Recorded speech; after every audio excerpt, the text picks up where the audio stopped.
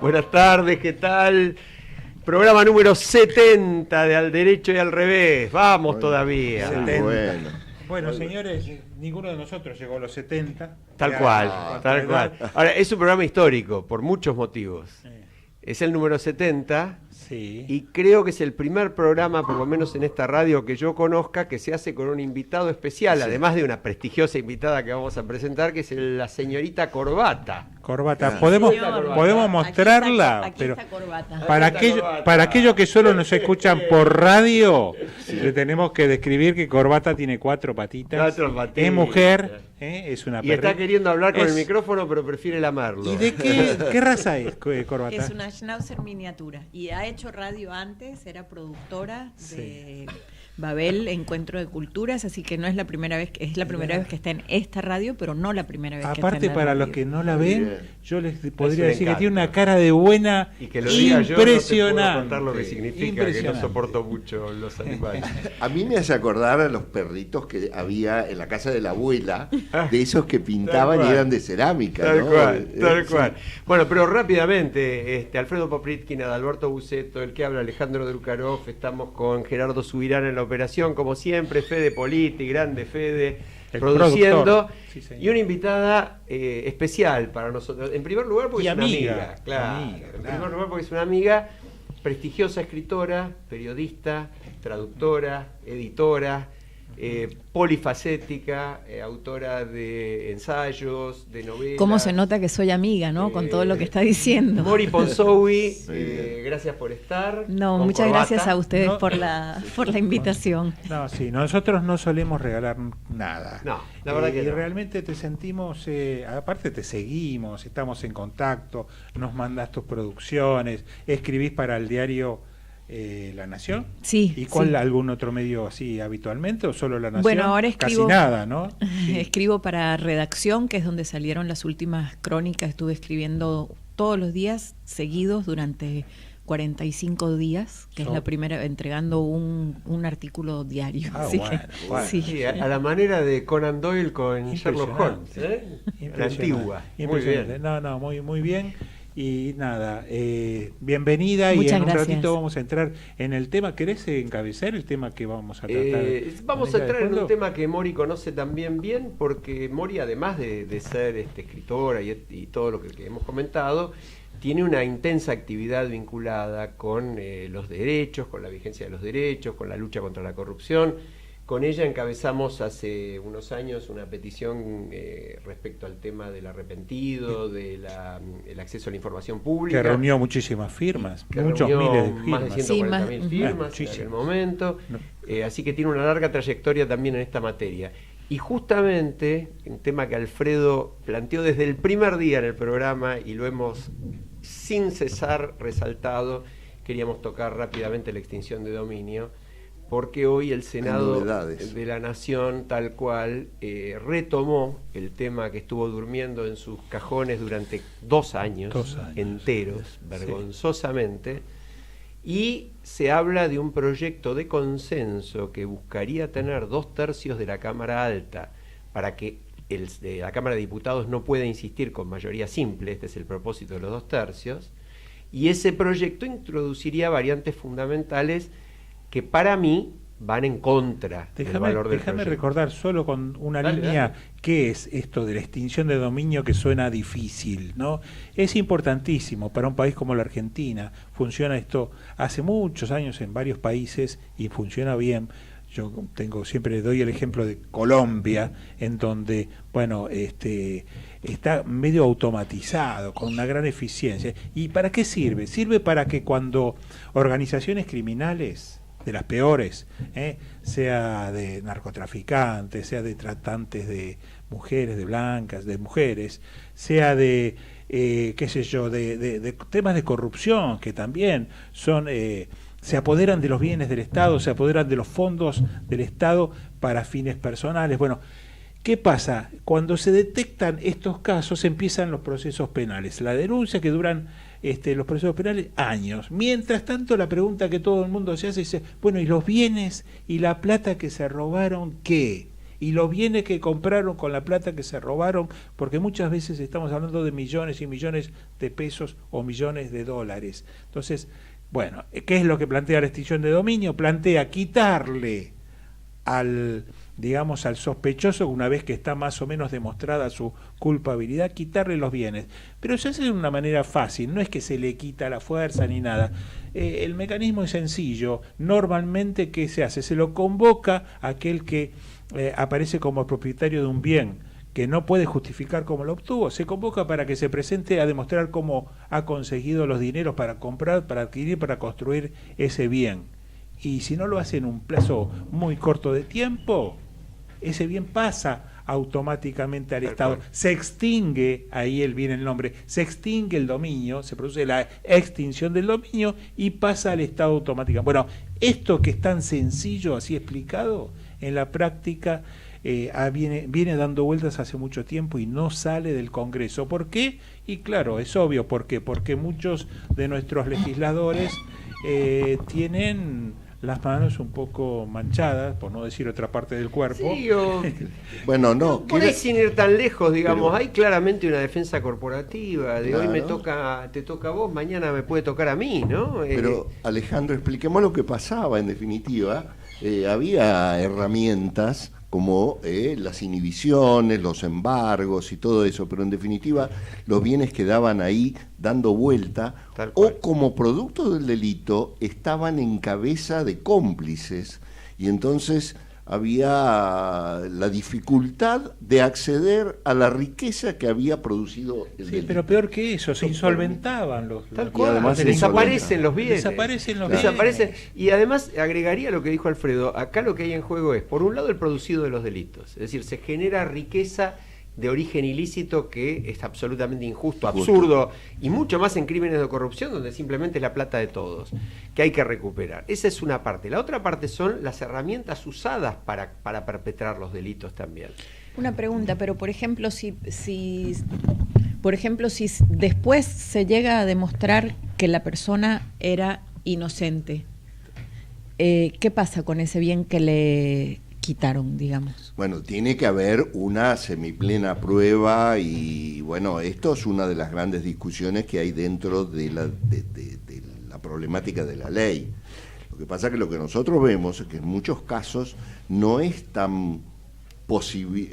tanta posibilidad de que lo declaren inocente, sino que hay realmente una... Aparte hay dos caminos diferentes. Puede llegar hasta ser inocente, pero puede no demostrar cómo obtuvo esos bienes y son el producto. Exacto, claro, el tema, porque por ahí no se entiende, es dividir el tema económico de la cuestión en sí misma penal. Es decir, por eso no es estrictamente una cuestión penal, es una cuestión de derecho civil. Se trata de desapoderar de los bienes, sacarle los bienes. Y esos bienes, para poder extinguir el dominio, requieren una resolución judicial que determine que han sido los bienes obtenidos por un origen ilícito o que han sido utilizados para cometer los crímenes.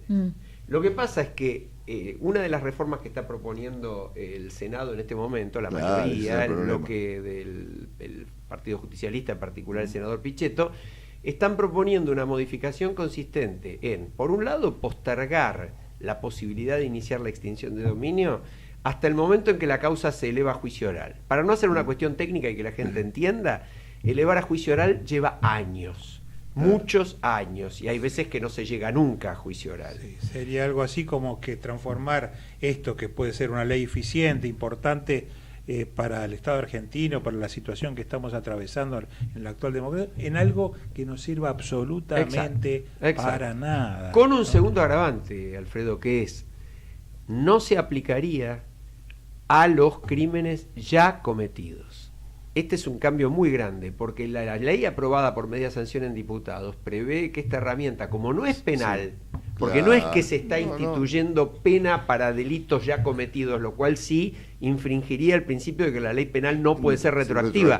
Y está muy bien. ¿Por qué? Porque si al momento en que se cometió un hecho no era delito, no lo podemos convertir en delito después. Se entiende fácil. Acá no se trata de eso. Acá se trata de que el que se aprovechó del resultado económico no pueda beneficiarse cuando eso es una consecuencia civil, no es penal. decir, que no se apropie del dinero. Así que estas son las dos cosas que nosotros queríamos resaltar, que nos parecen muy, muy significativas, y vamos a ver en qué termina, porque el tratamiento en el Senado recién se haría en los primeros días de agosto. Sí, hay otra cosa importante que me parece que entra en esa categoría que vos que clasificaste de cuestiones que cambiarían si este nuevo proyecto prospera, la modificación del Senado, que es, hasta ahora cualquier fiscal podría promover una acción de este tipo. Bueno, con la reforma solo lo podría hacer el procurador. Así es, Claro. tal cual. Lo cual otra restringe también restricción mucho, más. también es decir, restringe. ya incide una cuestión política y una decisión que tendrá que venir de las más altas esferas, en fin, toda una cuestión que lo hace complejo. Y cuando las cuestiones estos mecanismos se hacen complejos, dejan de funcionar. Claro. Dejan de funcionar. Los jueces dudan, las cosas no se hacen. Demoran más. Tiene que ser también. simple, sencillo, concreto y en poquito tiempo. En Colombia, en el término de un mes, de 30 días, se produce todo el proceso completo de una extinción de dominio. Y estamos hablando de edificios completos de hoteles que le han quitado a los narcotraficantes, pues un hotel completo. El caso de ese famoso zoológico, ¿se acuerdan que tenía un narcotraficante que se había con sí. animales y todo? ¿Sabes? Bueno, Exóticos. esto se logró concluir. Es que si no vamos en la ruta del dinero no llegamos a nada. Imagínense lo que pasó ahora en el verano, que nosotros lo hemos visto en Punta del Este, con esto lo digo como platense, ¿no? El que manejaba el sindicato de la construcción en La Plata, que tenía una mansión increíble con automóviles y todo eso. Yo le veo además a esta ley algo importante, que es que sirve como amenaza para aquellos que vayan a delinquir, que no lo hagan porque saben que en poco tiempo van a ser privados del beneficio que ellos buscan de sus actos. Recordemos, Adalberto, que la mejor forma y más eficiente de combatir el crimen organizado, y esto vale para la corrupción, vale para el narcotráfico, vale para todos los importantes delitos, es cuando uno le asesta, le pega en el lugar que más le duele a las cabezas de las organizaciones criminales. Sí. ¿Cuál es? El bolsillo. Es el bolsillo. Todas estas cuestiones se tratan de un gran negocio. Por eso delinquen, porque obtienen enormes beneficios en muy poquito tiempo, multiplican su dinero y por eso llegan a matarse, hacen lo necesario para que su negocio siga para adelante, siga funcionando como tal. Entonces, si de pronto se consigue un mecanismo eficiente para quitarles ese principal objetivo que es el dinero, claro, o lo que logran invertir o comprar con ese dinero, que son los bienes mal habidos, o a veces las propias empresas, bueno, entonces ahí sí estaremos dando un avance, un progreso muy significativo contra el delito. Ahora se está hablando, y esto creo que va a venir, nos están comentando que tenemos una posibilidad de una comunicación telefónica importante, por Bien. eso se apartó, salió de la sala un momentito Alejandro, mientras vamos anticipando el tema. Esto mismo pasa con el tema que tiene que ver con esta noticia que pasa por la cuestión de las armas y todo sí. este anuncio. ¿Cómo era? Con las Fuerzas Armadas. La intervención de las Fuerzas Armadas. La intervención de las Fuerzas Armadas. Este es vamos a hacer una especie de preludio, digamos, de lanzamiento del tema. No se da. Bueno, pero estamos hablando un poco de la participación de las Fuerzas Armadas, sí o no, dentro de lo que tiene que ver este consenso de la nueva legislación propuesta en todo lo que es el combate del delito. O sea, fíjate la contraposición. Por un lado, sacarle el dinero sabemos que es la forma más eficiente de combatir los crímenes de gran significación e importancia. Mientras tanto, en la Argentina, desde hace muchísimos años, se le ha prestado muy poca atención a este tema del dinero, y ahora aparece un proyecto nuevo, que tiene que ver con, de pronto, enfocar o dedicar las Fuerzas Armadas, que hasta ahora descubrimos que estaban más o menos inoperantes, no tenían un rol definido. Una vida letárgica estaba, ¿no? Claro, y de pronto se ha dicho, bueno, que se dediquen a combatir el narcotráfico cuando hay digamos, penetración internacional a través de las fronteras. Sí, el problema es que el decreto que salió publicado hoy en el boletín oficial, en rigor de verdad no apunta, si bien el espíritu es el que estás anunciando vos, el que estás indicando vos, no dice exactamente eso. La discusión que se ha planteado es una discusión compleja en un país como la Argentina, que tiene una historia sumamente complicada con las Fuerzas Armadas. Complicada y marcada por la presencia de sectores de las Fuerzas Armadas, sí, nunca instituciones, sectores, personas, grupos de personas que han cometido crímenes de lesa humanidad, se han apropiado varias veces del gobierno de la Argentina.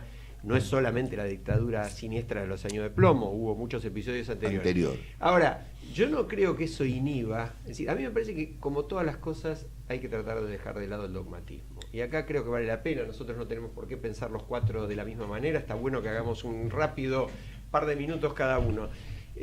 Yo no me niego en absoluto, todo lo contrario, creo que hay que discutir qué queremos hacer con las Fuerzas Armadas, para qué tienen que estar las Fuerzas Armadas, qué tareas tienen que cumplir. Porque lo que no tiene ningún sentido es tenerlas para nada, disconformes, en pésima situación presupuestaria, pésima situación salarial, inhabilidad para cumplir ninguna tarea de defensa, porque en 24 horas nos derrotaría la Armada Brancaleone. Y entonces, si tenemos la posibilidad de que salgan a cubrir, por ejemplo, las fronteras donde posiblemente deberían estar, y liberar con eso fuerzas que, en lugar de cumplir la tarea de seguridad que les corresponde, como la Gendarmería o la Prefectura, estén atendiendo cuestiones de seguridad que sí hay que atender, yo creo que esas cosas se pueden conversar. Lo que es factible es que el mejor camino no sea un decreto. Yo pienso que es factible que el mejor camino sea una discusión de una ley, a pesar de que, digo, con esto cierro, yo leí la ley, el decreto mejor dicho hoy, conozco las leyes de defensa y de reestructuración de las Fuerzas Armadas y la Ley Nacional de Seguridad, y no veo a primera vista una contradicción grave entre el decreto y la ley. Pero no me parece que se trate de una cuestión técnica legal, es una cuestión demasiado importante como para que la sociedad no la discuta. Bien, si me tocan mis 2 minutos, los tomo. Digamos, pueden haber países que no tengan Fuerzas Armadas. No es necesario. Como Japón, que no las tuvo durante mucho tiempo, ¿no? Costa Rica, que actualmente no las tiene. Tiene, sí, sus fuerzas de seguridad interior, y que también esas fuerzas de seguridad controlan sus fronteras de alguna manera. Pero la historia de los argentinos, nuestro ser institucional, hace de que las Fuerzas Armadas hayan formado parte importante, para bien o para mal, muchos casos para bien, muchos casos con errores de grupos que han sido realmente muy desestimables en su actividad, pero que creo que nosotros tenemos que tenerlas.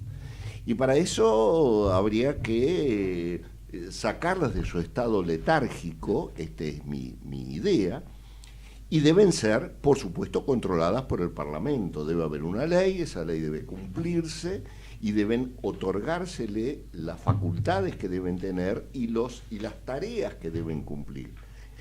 Y cuando excedan esas tareas, ser llamadas la atención. Así que yo creo que es muy bueno esto de que empecemos nuevamente a conversar y pongamos sobre el tapete el tema de unas Fuerzas Armadas como institución, que en algún momento hasta educativamente eran muy buenas. Los liceos militares, los liceos navales, eran en determinado momento instituciones ejemplares de educación de jóvenes que luego se dedicaban a las profesiones liberales que quisieran o no. Mori, ¿qué te parece a vos? Bueno, a mí me parece que decidir lo que sea en relación a las Fuerzas Armadas a partir de un decreto es volver o seguir con nuestra cultura de un presidencialismo autoritario por decreto, digamos, ¿no? Me parece, como dices tú, que eso tendría que debatirse en el Congreso, que tendría que debatirlo la sociedad, más porque es un tema álgido, digamos, que toca fibras muy sensibles en la Argentina, ¿no? Hay un gran sector que desde que se anunció esto está totalmente crispado, ¿no?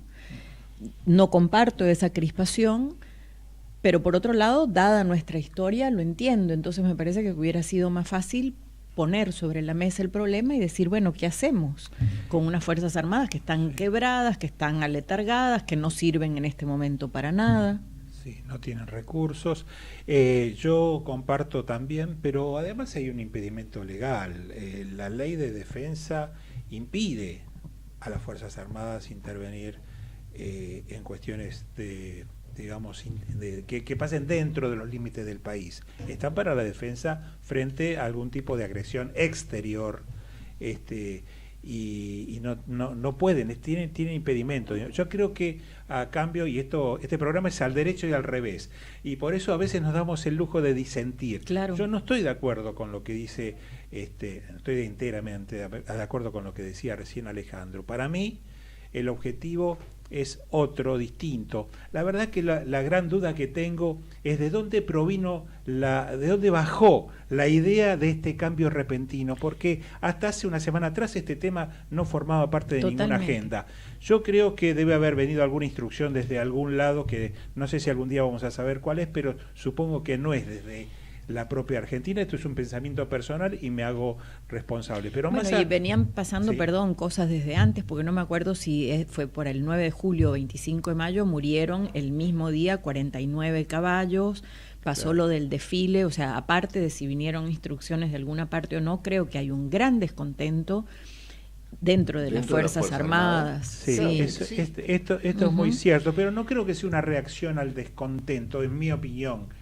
Es mi parecer, pero lo que sí estoy casi convencido que el gobierno no pretende de ninguna manera hacer intervenir a las Fuerzas Armadas en cuestiones internas, porque ahí sí estaría muy enfrentada con la ley, y sería necesario primero discutir el tema en el Congreso, claro, conseguir la modificación de la ley para poner en marcha una cuestión de esa naturaleza. Me parece que no es la idea es un poco cambiar los roles. Ahora, yo sí, lo que veo con esto, al igual que con tantas otras decisiones que ha tomado el gobierno, es la impericia, la falta de delicadeza en la manera de comunicar, ¿no es cierto? O sea, ¿por qué nos tenemos que enterar de esta manera? ¿Por qué no se le informa a la ciudadanía y al pueblo y se explica, esta es la situación de las Fuerzas Armadas, son unas Fuerzas Armadas que en este momento no nos sirven para nada, que están con un presupuesto prácticamente nulo, pero que es...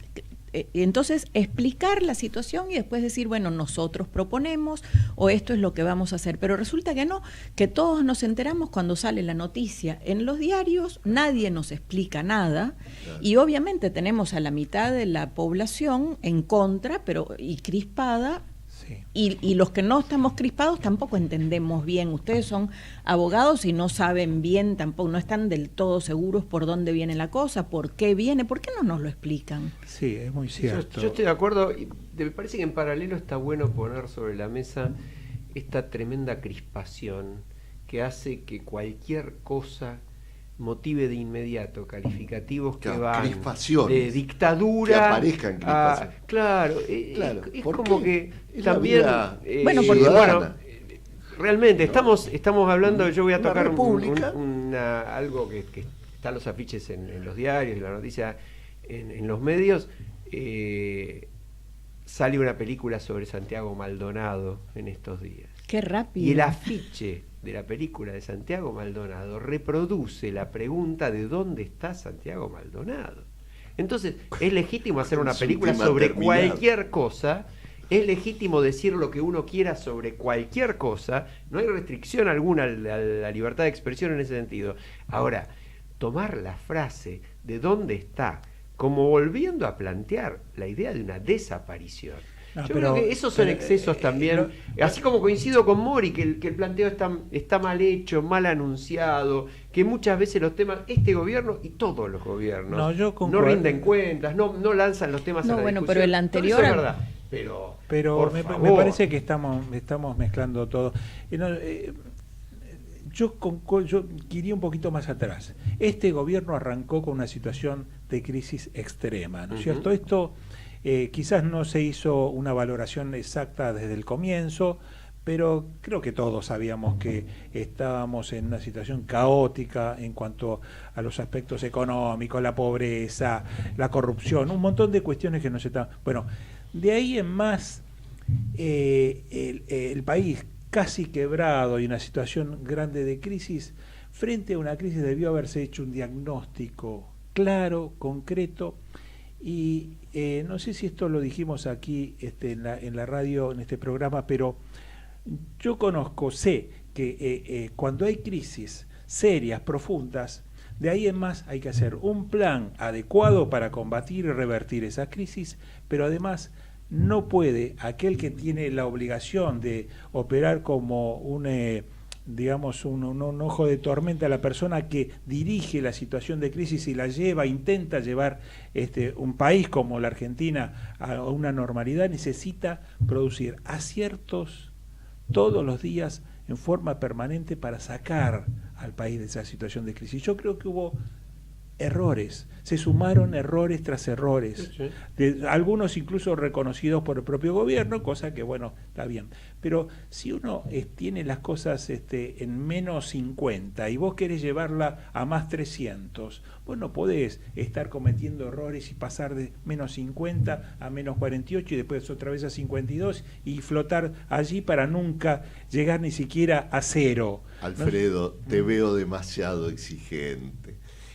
Qué difíciles que somos los argentinos. No, si encima estamos en crisis, lo cual es absolutamente cierto, yo pienso que lo que ha querido hacer el partido gobernante o la coalición gobernante es que, sabedores de su poca fuerza dentro del Parlamento, quisieron hacer las cosas lentamente como para de alguna manera poder suavizar la salida.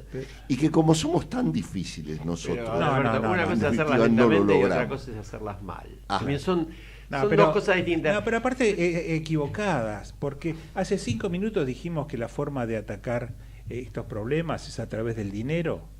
Está bien. Y esto no se hizo hasta ahora y sigue sin hacerse. Y se está volviendo a insistir en cuestiones que no son las más conducentes para resolver el problema. No se está atacando el dinero y se están utilizando... Lo que también es cierto es que caemos, lamentablemente, la grieta nos atrapa, nos succiona, nos tira adentro de tal manera que uno cuando escucha determinadas críticas, en la previa charlábamos sobre esto y hacíamos el comentario de amigos con las mejores intenciones que hacen críticas muy duras, pero más bien como cerradas y dogmáticas, y uno se pregunta, ¿estuvieron las mismas críticas para una medida que es un decreto publicado hoy y que todavía no se aplicó? Y que en principio va por el lado que dice Alfredo del narcotráfico y no de otra cosa. Pero ¿estuvieron críticas similares cuando se montó un aparato de inteligencia con cientos de millones de dólares en aquel momento para que el general Milani hiciera espionaje interno? Los mismos que hoy critican esto, que por ahí en algún sentido podrán tener razón, yo creo que el debate hay que darlo, pero criticaban lo otro, porque este es el problema de la grieta. La dualidad no solo la dualidad, porque no es solamente, es dualidad, hay hipocresía, pero en el fondo lo importante por ahí no es tanto eso, sino que los temas de fondo no se discuten bien, porque al estarlos planteando, nada más que con la anteojera de lo que me conviene, en fin, bueno. Es el derecho y el revés, Alejandro. Es el derecho y el revés. Y lamentablemente nos vamos a la pausa por un minutito nomás y ya volvemos. Ecomedios.com AM1220. Estamos con vos. Estamos en vos. Descarga gratis de tu celular la aplicación Ecomedios. Podés escucharnos en vivo, informarte con las últimas noticias y entrevistas en audio y video. Búscala y bajate la aplicación Ecomedios. Podés vernos en vivo en ecohd.com.ar. Conectate con nosotros. Contestador 5-254-2353. En el mes del amigo, si sos cliente de Personal y FiberTech, tenés 10 GB adicionales de regalo para que uses internet a full en el celu con tus amigos. Mensajeá, likeá, subí fotos, hacé lives, macheá. Bueno, todo lo que quieras, porque tenés 10 GB adicionales. Activa tu regalo en nosunimos.com.ar hasta el 31 de julio. Somos Personal y FiberTech y nos unimos para acompañarte mejor. Más información en nosunimos.com.ar/amigos. Telecom Argentina S.A. Alicia Mor de Justo 50, Camacu 30 63 94 53 73 8. Por fin, Deco Propuestas Decorativas. Empresa familiar dedicada a la decoración integral. Cortinas tradicionales, rollers, romanas, orientales, verticales, venecianas, entelados, tapicería en general, toldos. Visite nuestro showroom en Honduras 4613, cuarto piso, oficina 402, Ciudad de Buenos Aires. Contacto al 15 44 78 60 87. Atención personalizada. También nos puede encontrar en www.porfindecoraciones.com.ar. Estamos de vuelta y bueno, no vamos a desaprovechar ciertamente a una invitada muy, muy interesante. Mori, cuando te presentábamos comentábamos que en este último tiempo estuviste trabajando ese género de relato vinculado, es decir, de historias tomadas muy, muy crudamente de la realidad. Crónicas. Crónicas. Contanos quién es Bilal Belarga y L.A.L., sí. ¿no? Tu protagonista de tus historias. Sí. Yo estuve en Roma en diciembre, de paso, unos días nada más. Estuve porque tenía que ir a Bulgaria a presentar un libro en Bulgaria y no hay vuelo directo, entonces estuve unos días en Roma y conocí a un psiquiatra especialista en estrés postraumático que trabaja con refugiados casi todos del África subsahariana, pero bueno, también sirios, algunos chinos, bueno. Y me contó, como suelen hacer los psiquiatras y los psicólogos, algunas historias de sus pacientes sin decir los nombres.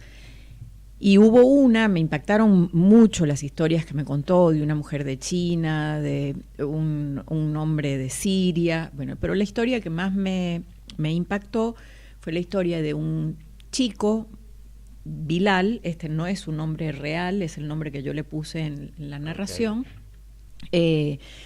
Bilal tenía 9 años, vivía en Mauritania con su madre y con su padre, en una aldea, cuando entraron 2 moros a su choza, mataron con machetes a los padres.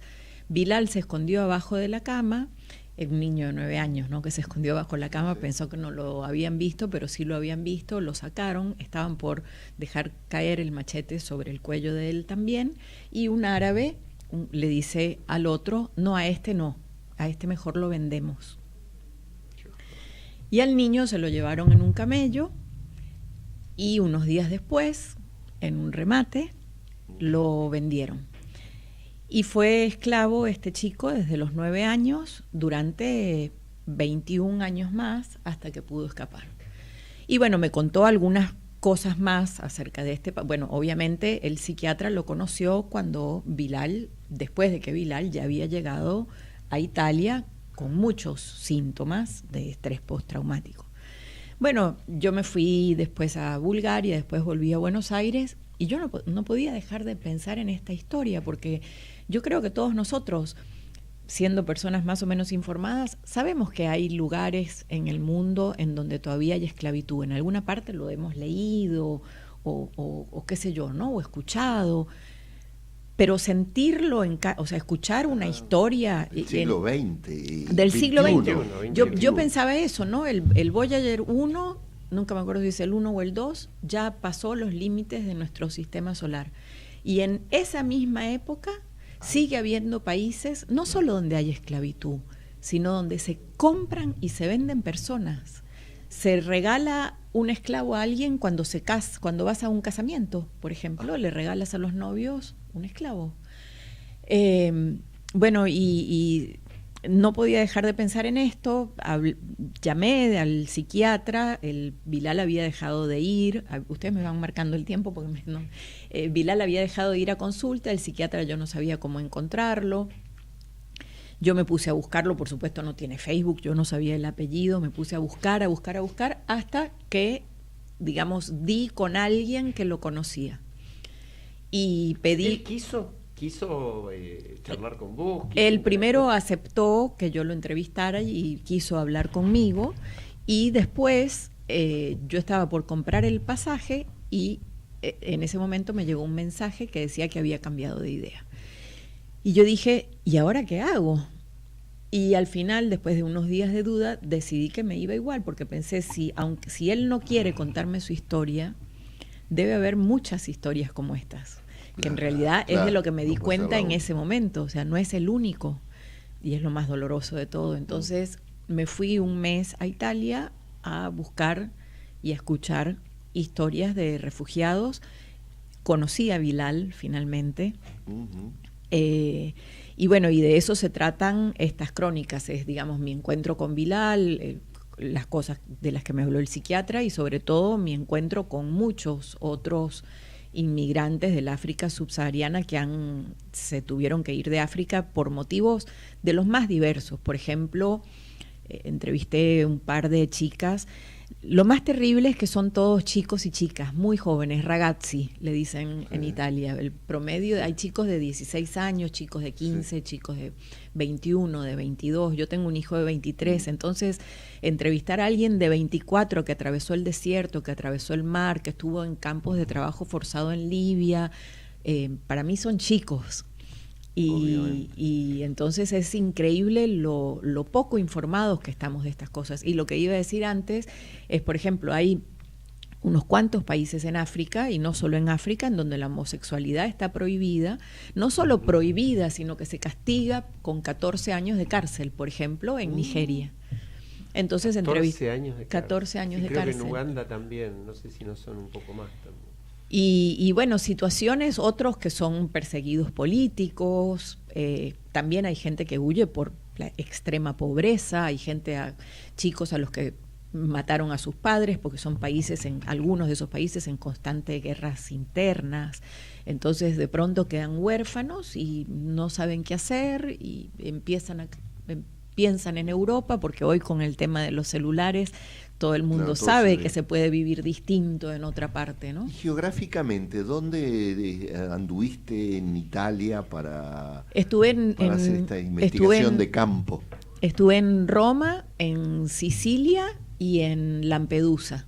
Muchos de ellos llegan a Lampedusa. Lampedusa es esa islita que está pegada al continente africano. Lampedusa está a 12 o 15 o 20, no sé, pero poquísimos kilómetros de África, y Lampedusa es una isla tan chiquita, tiene 8 kilómetros de largo y 2 kilómetros de ancho. ¿Y cómo llegaste a Lampedusa? A Lampedusa es un lío llegar, llegué por avión, pero no hay vuelo desde tierra firme. Entonces fui a Sicilia, que es una isla, que nosotros creemos que Sicilia está cerca de África, y bueno, está más cerca de África que el resto de Italia, pero la que está más cerca es Lampedusa. Entonces fui en barco de Nápoles a Sicilia y de Sicilia en avión a Lampedusa. ¿Y a Bilal lo vistes en dónde? En Roma, está en Roma, sí. ¿Y cómo está Bilal ahora? Bueno, ¿Cómo se vive después de esa historia? Eso, ¿no? ¿Cómo es la vida de esta gente? Bueno, ellos pasan normalmente entre 1 año y 1 año y medio en centros de acogida, centri d'accoglienza se llaman, y la verdad es que son países maravillosos, por más que se diga de la comunidad europea, ¿no? Pero una vez que ellos pisan suelo italiano, tienen todo lo que sea salud gratis, incluyendo psicología, psiquiatría, y también para nosotros, digamos, cualquiera de nosotros va, te tienes que operar, y por la Constitución italiana contempla que la salud para cualquier persona que esté en ese país es gratis, le pase lo que le pase. Y bueno, y además tienen casa y comida, tienen educación para aprender el italiano, están obligados a llegar hasta 3er año de bachillerato, que para ellos es la escuela media, y teóricamente debería demorar 6 meses, pero dura más o menos entre 1 año y 1 año y medio que se les dé o no se acepte, se les den el estatus de refugiado, asilo humanitario, asilo político. Bueno, ya ahí entra, hay una cantidad, es muy compleja la burocracia italiana también, ¿no? Pero le dieron una residencia de alguna Claro, y manera, permiso de para trabajar. Para que tengan permiso de trabajar tienen que haberles dado asilo humanitario o político o estatus de refugiado o algo así. Bilal específicamente consiguió estatus de refugiado y no tiene trabajo. Entonces, pero porque no lo consigue. Bueno, tuvo trabajo, consiguió trabajo como pastor en una provincia y el dueño, como pastor de ovejas, yo estaba tan contenta, y el dueño de ese rebaño unió su rebaño con el rebaño de otro pastor y tuvieron que, bueno, echaron a Bilal, entonces Bilal se quedó sin trabajo. Cuando yo estuve en Roma estaba trabajando como lavaplatos suplente en una pizzería. Ese trabajo le duró 2 meses. También yo estaba en Roma cuando se le acabó ese trabajo y se quedó de nuevo sin trabajo. Entonces, tú me dices cómo se adaptan. Claro, están en el caso son casos, no podemos meter a todo el mundo en la misma bolsa. Y es la razón por la que fui a recoger historias individuales, porque nosotros nos enteramos cuando se hunde una barca, o cuando no aceptan, como pasó hace un par de semanas. No hay ningún país que quiera aceptar que llegue la nave de una ONG con 350 refugiados, cosa que es tremenda, ¿no? Pero nos enteramos 350 refugiados están a la deriva, pero no nos imaginamos las historias de esos 350, y son 350 historias distintas. Mori, si uno quisiera profundizar esto que estás contando, ¿vos hiciste alguna publicación? Está todo publicado. ¿Dónde lo podemos encontrar? Sí, www.redaccion.com.ar, que es un medio digital nuevo que está desde hace 3 o 4 meses, y una vez que entran ahí, redaccion.com.ar, van a ver que dice series, y esto es como si fuera una serie de Netflix, pero periodística y por escrita, digamos, y además es real, no es ficción, o sea, es como si fuera un documental en 30 entregas. Entonces, las 30 entregas, los 30 capítulos que escribí, están ahí. ¿Y están dedicados a distintas personas que entrevistaste? Claro, digamos que no son 30 personas porque hay 3 capítulos para Bilal, hay 3 capítulos para otro chico, hay un capítulo para la chica esta homosexual, hay parte que cuenta mi historia, hay historias con italianos a favor y en contra. Estuve en el cierre de campaña de Casa Pound, que es el partido más hacia la derecha y contra la inmigración. Entonces, que actualmente tiene una importancia. Sí. Está en el gobierno. No, si es bueno o mal. No sé si cuando yo estuve allá fueron las elecciones justamente. Sí, y bueno, ganó una alianza de derecha, Norte, sí. Y el partido populista, sí, es extraño, un populismo de derecha extraño, digamos, que tampoco tiene tanto vínculo con el otro partido con el que comparte el gobierno. Lo que pasa es que, claro, estos partidos de derecha son los que se están ocupando ahora de la gente más pobre, porque la gente más pobre es la que está en contra de la inmigración. Claro, porque le vienen a quitar su porque espacio, ellos sienten que ellos están, imagínate tú, Bilal o cualquier persona que venga de África está dispuesto a cosechar tomates por menos de la mitad de lo que lo haría cualquier italiano. Claro. Entonces es una situación, digamos, que para mí también en eso que escribía quería mostrar el derecho y el revés. Pobres contra pobres. Tal cual. Sí. Se termina en eso. Bueno, nos pasan cosas parecidas en la Argentina, claro, ¿no? Cuando Mori hablaba del régimen legal, y nosotros acá tenemos una larga discusión sobre la atención médica de los extranjeros. Y a nivel de Comunidad Europea, qué está pasando con este tema de la inmigración? Algo vamos recibiendo noticias, pero hay países que se abrieron, países que pusieron topes o límites, otros que no. Bueno, el país que proporcionalmente más inmigrantes tiene del África es Alemania. Y tanto en Alemania como en Inglaterra están muy integrados a la sociedad, tengo entendido. No he estado, así que ahí no puedo, ¿Y digamos. Francia, donde uno ve muchísimos inmigrantes, pero ya desde hace muchos años, ¿no? Sí. Bueno, han tenido su colonia, ellos además. Y tenés el equipo francés campeón mundial, claro. Una de las expresiones de diversidad que por supuesto es mucho más linda verla en la cancha que vivirlo en la realidad. Pero es todo un dato, ¿eh? Sí, todo un dato. Es todo un dato. Por Yo les supuesto. comentaba en algún programa anterior mi experiencia breve, pero muy, muy interesante en Suecia, donde estuve este año. Y esa sensación de que estás subiendo alguno de los medios, de los tantos medios de transporte por agua y esas lanchas que hacen las excursiones por Estocolmo. Estocolmo es una ciudad que está en 14 islas, y adelante tuyo sube una pareja de vikingos que son exactamente lo que vos podés esperar históricamente de un sueco, y atrás tuyo suben 10 turcos que son tan suecos como los vikingos. Claro. Y ahí hay un nivel de integración muy, muy estimulante, ¿no? Muy interesante de ver. Pero bueno, son sociedades mucho más avanzadas. Sí, Mori, en Italia no, porque muchos de los que llegan, o la Sí. mayoría de los que llegan, son personas con un nivel educativo bajísimo. Claro.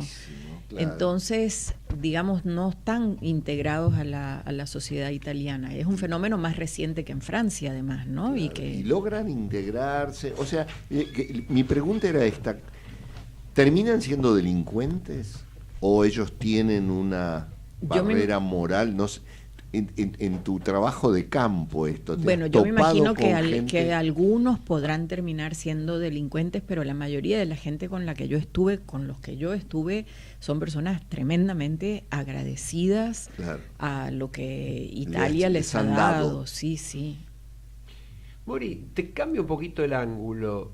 Vos escribiste con un periodista, amigo también nuestro, un tipo realmente muy valioso, con Sergio Elguezábal, un artículo sumamente interesante en La Nación de hace unos días, sí, bajo el título "Las mujeres impulsan un nuevo modo de hacer política". Sí. ¿Por qué no nos contás un poco a qué se refirieron? Sí, lo que queríamos decir con eso es básicamente que esto que está sucediendo, digamos, el debate por el aborto, nos parece que está ocurriendo de una manera muy nueva en la Argentina, en el sentido de que por más que cada uno de los lados, los que están a favor o los que están en contra de la despenalización, asuma sus posiciones con dureza, porque está bien que uno defienda sus puntos de vista con firmeza, ¿no es cierto? Firmeza no es dureza. Nos parece que, es decir, está bien no ser tibios si uno tiene convicciones, pero nos parece que no se está haciendo con la virulencia y con la violencia con que históricamente se han hecho las cosas en este país, y no me refiero solamente al gobierno, a los gobiernos, a los 3 gobiernos kirchneristas, sino a toda nuestra historia como nación, ¿no? Aquí las cosas me parece que normalmente se han pasado leyes, se han discutido leyes con una violencia tremenda. Por ejemplo, la 125 de retenciones al agro, ¿no? Eso se pasó. Ustedes son, no sé si los 3 abogados saben de esto mucho más que...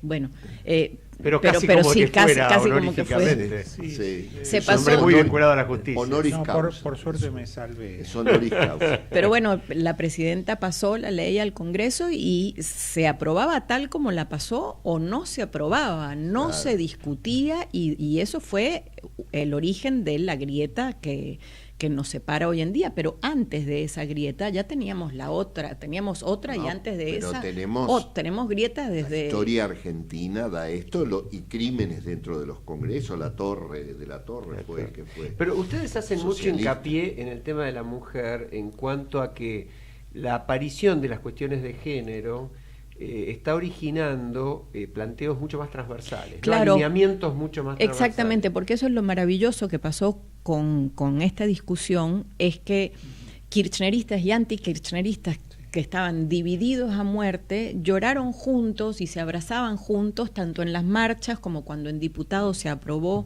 el proyecto. Digamos que de alguna manera se pudo empezar a subsanar la grieta, porque nos damos cuenta, o porque se dieron cuenta, que puede haber acuerdos en base a temas. Claro. A mí me parece que nuestras democracias están ya obsoletas con el planeta tal como está, con la cantidad de seres humanos que somos y con lo complicado que es el mundo y los avances tecnológicos hoy.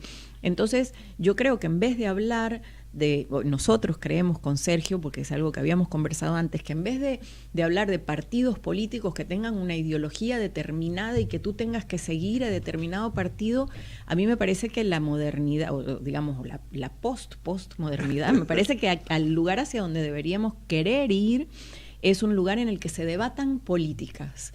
Y estamos de acuerdo los que estemos de acuerdo con una política, y después para otra política podemos hacer otra agrupación, digamos, que no sean partidos políticos. No votar en bloque porque se reciben determinadas directivas, sino justamente por ideas.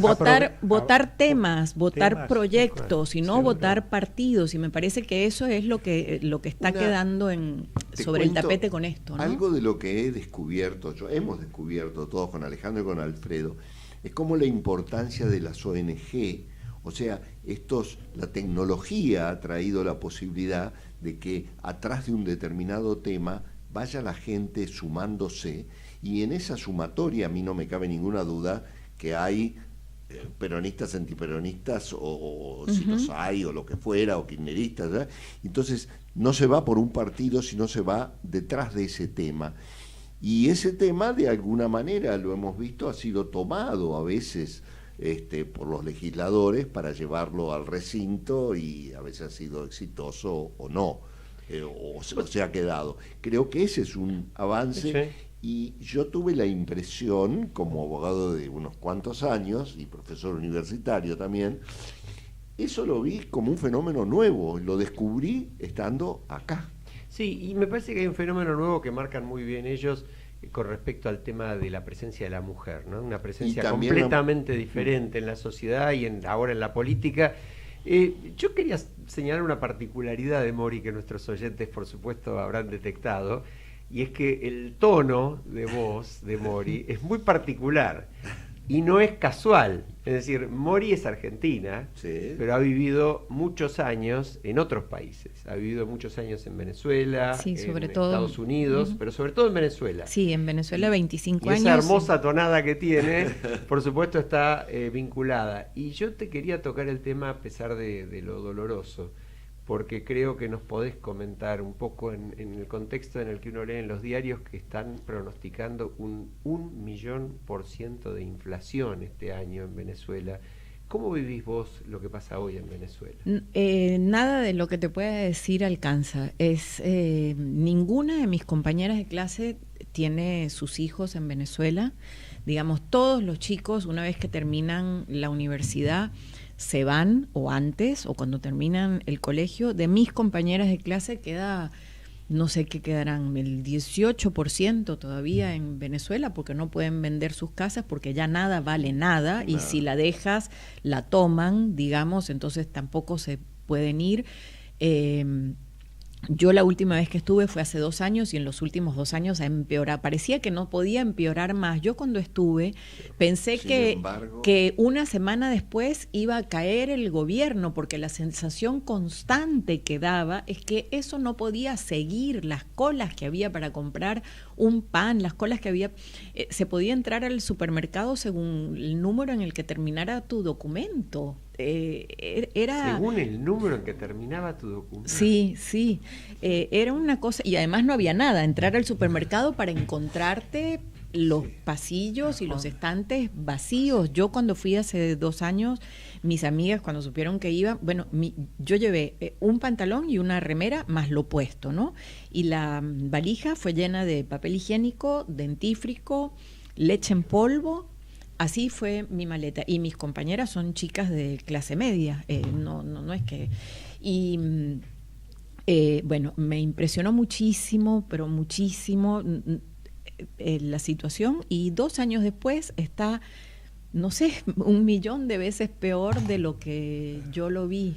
Claro, nosotros estamos asistiendo al ingreso de inmigración venezolana. Y lo que va a pasar, hasta ahora los argentinos están contentos con la inmigración venezolana que llega, porque los que están llegando son personas exactamente, pero el pronóstico es que van a empezar a llegar personas cada vez menos calificadas y mucho más...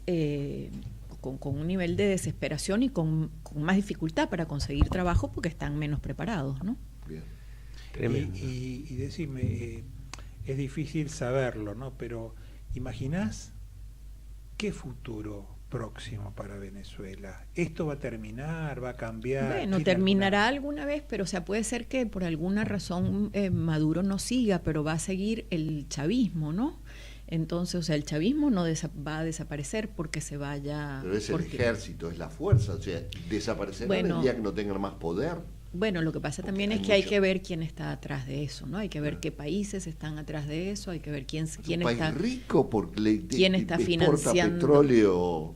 La concepción de país rico me parece que hay que revisar. Sí, es una cuestión, ¿no? es claro, que es rico. Empezando es rico? por nosotros, porque también. Esta idea de que el país es rico, en todo caso es casi ese milagro que creo que mencionamos en el programa anterior. Es tan rico que hace 200 años que tratamos de destruirlo y no podemos, desde ese punto de vista. Bueno, ¿no? Venezuela era un país riquísimo. Venezuela, antes de que asumiera Chávez, el barril de petróleo, no me acuerdo si estaba a 8 o a 11, y con Chávez llegó a estar a más de $110 por barril. Es imperdonable que no importa que, o sea, no es que no importe que sea un tirano, pero digamos, más allá de que haya sido un tirano, un dictador o lo que tú quieras, ¿cómo puede ser que tú no hayas solucionado el problema de la oportunidad, desarrollo, ¿no? Exacto. Como en cierta medida pasó también aquí en la Argentina con la soja, por ejemplo, 700 estuvo. Claro, pero la soja depende de si llueve, si no llueve, si hay sequía, si no hay sequía. El petróleo no dependía de absolutamente nada. Ese viento de cola que le dicen,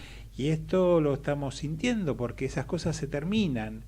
Bueno, quizás no es el caso de Venezuela, porque por ahí el petróleo sigue estando, aunque el país es no, bueno, pobre. pero quebraron la industria petrolera, no funcionan ya. No la aprovecharon. Sí. ¿Me dejas cambiar mencionar nos solo un tema? Queda un minutito. Sí, pero un segundo quería recordar, no sé si se tienen presente, la semana pasada mencionamos el tema Odebrecht y las negociaciones, entre comillas, que había con Brasil, con la posibilidad de que Brasil entregue, que Brasil está dispuesto, entregue las pruebas de los delitos, la prueba documental, los registros, las cuentas a donde fueron a parar las coimas y demás. Nosotros un poco descreímos en aquel momento la semana pasada y fuimos pesimistas a pesar de que ya estaba todo resuelto, parecía que ya venían las pruebas y que prontamente los responsables iban a estar pasando a otra etapa de sus procesos judiciales y tal vez a esto de reforzarse en el ámbito de la justicia. ¿Saben qué? No pasó nada, absolutamente nada. Tal cual. Simplemente mencionar cómo somos los argentinos. Primero nos olvidamos un poco del tema, por eso lo traje, y pasó una semana nada más. Salió en los medios como que la cosa se iba... Bueno, es simplemente Alfredo, esa mención. Hay que recordarlo cada programa, y antes de que Fede se infarte, le damos paso a Voces y Memorias con Hernán Dobri. Gracias, Mori. Hasta la próxima semana y un placer tenerte aquí. Mori. Buena semana. Esperemos Encantada. que vuelvas pronto. Un gusto de tenerte.